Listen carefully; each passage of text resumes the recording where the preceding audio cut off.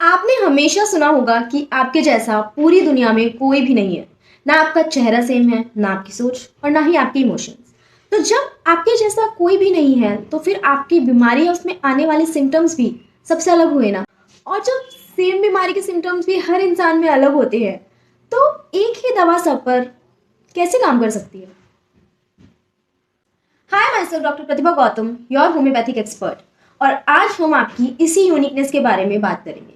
आपकी इसी यूनिकनेस को होम्योपैथी में कहते हैं इंडिविजुअलाइजेशन। इंडिविजुअलाइजेशन का सिंपल सा मतलब है दवा आपके हिसाब से, डिजीज के हिसाब से नहीं। डिजीज एक हो सकती है पर पेशेंट का experience, feelings, reaction, body type, nature सब अलग होता है। होम्योपैथी डिजीज को नहीं, पेशेंट को ट्रीट करती है।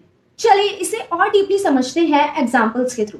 इमेजिन करते हैं कि क्लिनिक में कुछ पेशेंट्स आए हैं। उन सभी पेशेंट्स को फीवर है पर सबकी कहानी अलग अलग है।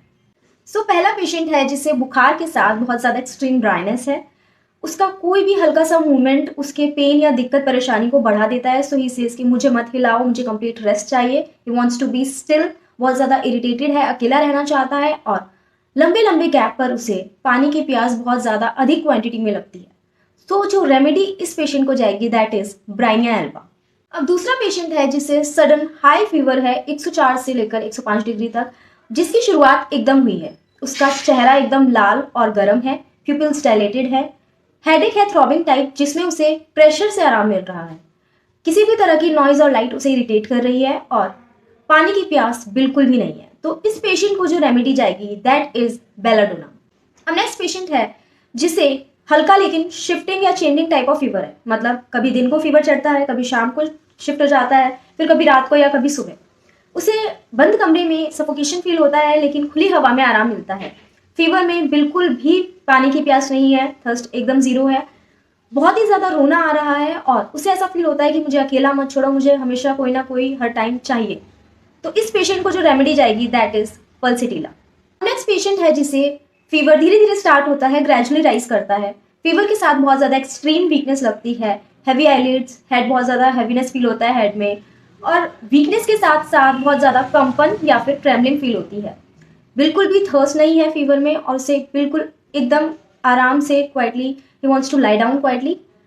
तो जो इस पेशेंट को रेमेडी जाएगी दैट इज जेल्सीमियम। अब हमने एग्जाम्पल्स में जितने भी पेशेंट देखे उन सबको ही फीवर है, एक ही डिजीज, लेकिन सबकी बॉडी लैंग्वेज और रिएक्शन हर किसी के अलग अलग है, इसीलिए रेमेडी भी अलग अलग चाहिए। इसीलिए होम्योपैथी एक ही मेडिसिन सबको नहीं देती।